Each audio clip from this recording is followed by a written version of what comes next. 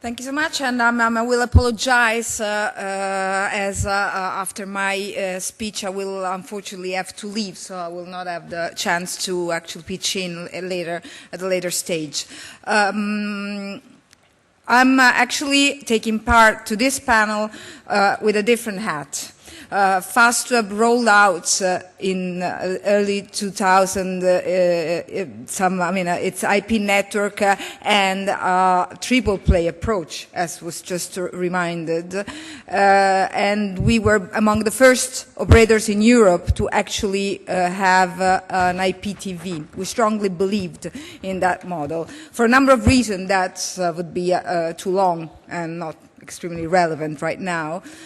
We changed actually quite dramatically the approach, and we basically decided that all our television activities were supposed to be spinned off in a new company, a newco that's called Chile. You see the nice logo over there. We're still a major shareholder of this company, which is basically an over-the-top, operates not just on our network, but is able to provide services to all users in Italy, no matter who their broadband provider is.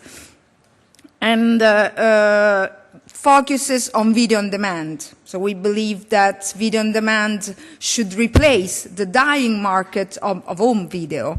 And so my speech today will not, attempt to provide wide views on the development of the TV sector in Europe, but will focus specifically on the video on demand segment, on non-linear TV, hopefully offering some food for thought for the future discussion. Why over-the-top TV matters? Why non-linear TV matters?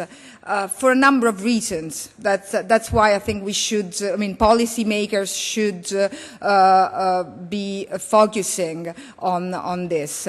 Because obviously, in my other panel with the other hat, I said demand is emerging for ultra broadband services. This is absolutely true, and it's a relief for operators that are developing an NGA network. Still, if you create more demand for bandwidth-intensive premium application, that will even more create the business case for NGN and create and help achieving the digital agenda targets. People will be more willing to pay a premium price for quality in the broadband if through that broadband they can actually access premium services based on first quality videos and the stuff that they really want to see, rather than videos on cats on the YouTube, basically. That there is other reasons, that there is a need to create a robust legal offer. So far, the offer that we have in Europe, it's mainly based on catch-up TV, which is an essential, a very relevant segment of the market, but it's not all. And the fact that VOD has a unique feature, the fact that there is no more scarcity, that it's instead connected to linear TV, and therefore it's another opportunity for diversity, for cultural diversity, to have access, to provide end users easy access to content that will never end up on mainstream TV. Still, VOD, video on demand, is not developing in Europe as it is developing in the States. Besides the value, the overall value of the market, in Europe, basically video on demand is developing only in, at least developing at a relevant pace, only in the UK, in France, and there are some other, best cases, but it's not generally perceived as a market that is driving the growth of video. Why is that? My personal perception, there's a number of reasons, and I will go into that later, is that video on demand in Europe, I mentioned that earlier, is mainly operated by traditional broadcaster. So they use video on demand as a catch-up TV, their catch-up TV paradigm, so as an enhancement to their main offer, which is still a linear offer. And being based on that model, these operators are not extremely keen to kill their original business model. So there's no disruptive operator. Instead, in the US, if you look at the list of the operators that are the main players, basically all of them are players that didn't have any interest in the market, in the television market, before getting into this business. I mean, except maybe Netflix, who was running the video on demand, a non-video business. The other big reason, and which is connected to why is that? Why we don't see the emergence of a disruptive operator, somebody that comes from a different model and launches something totally new, totally amazing, creates a new way to access television content.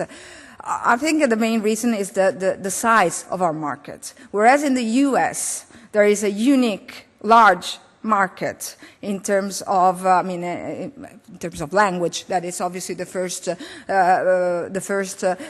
paradigm, although not the most relevant. I'll come to that. If one operator launches a video-on-demand services in, in Ohio, they can immediately, basically provide the service throughout the United States.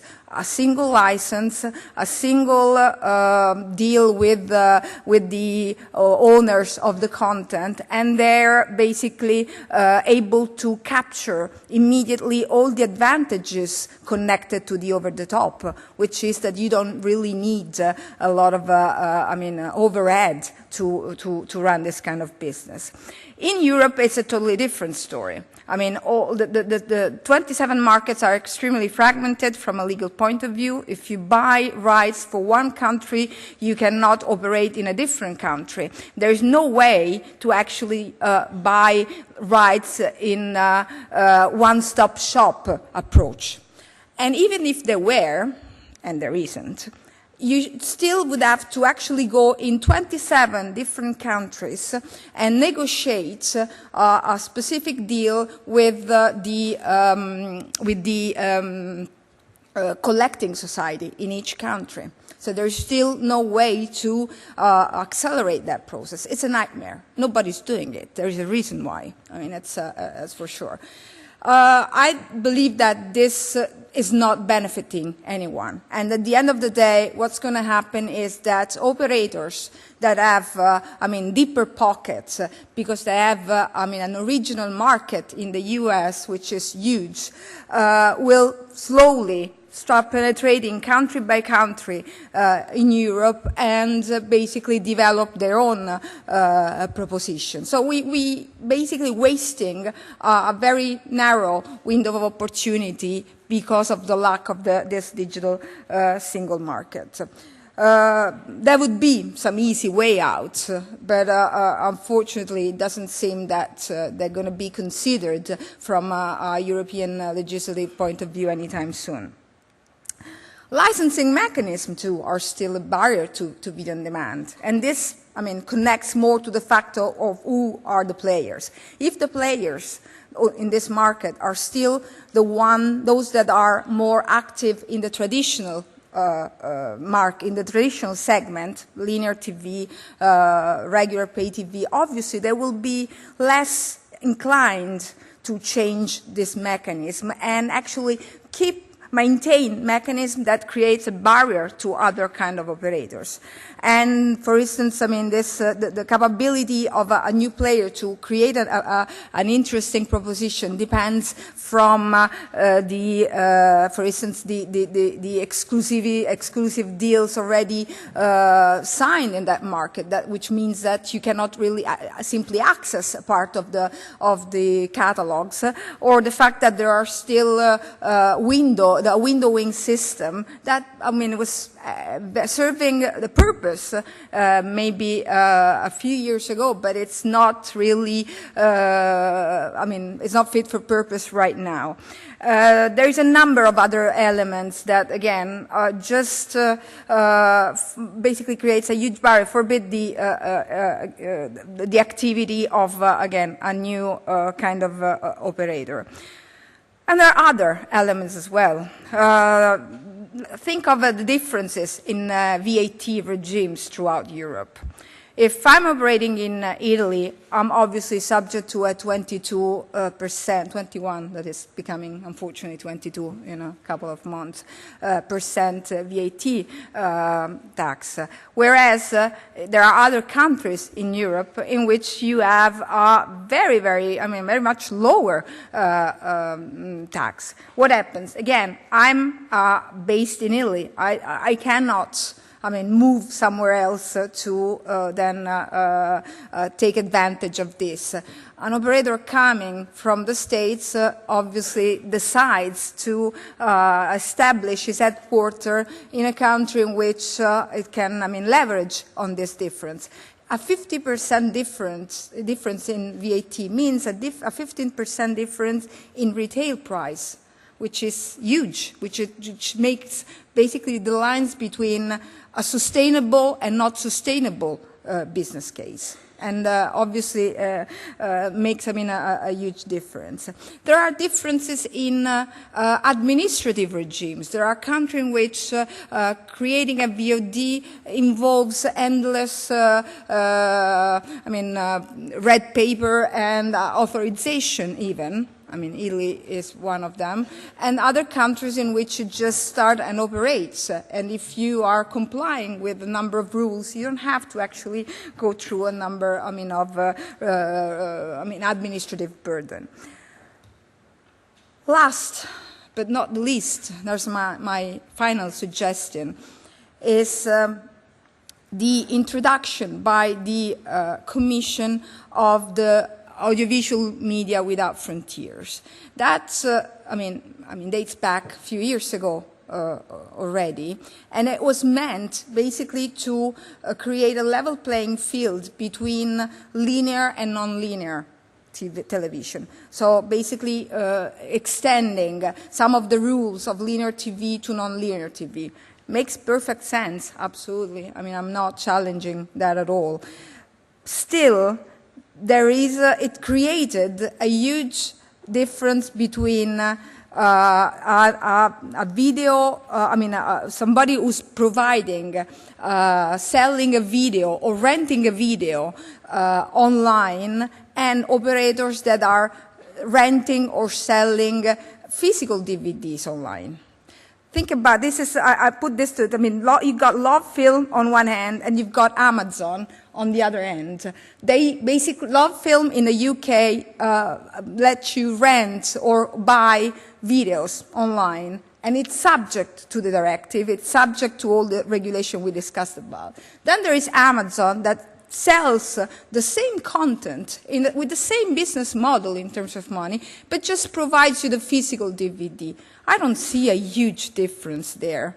Still, one, it's on audiovisual media, the other is basically under the e-commerce rules. So it's, to me, and since there is a lot of rule on that side and no rule on this side, what kind of signal does this send?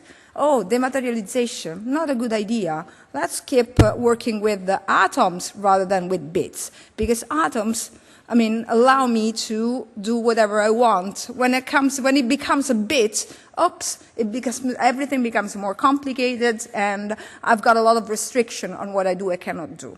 So, I mean, this is just a few hints to, for your future discussion, and just want to let me take the opportunity to thank once again Leonidas Canales for this invitation, and I wish you all the best for the rest of the panel. Thank you so much.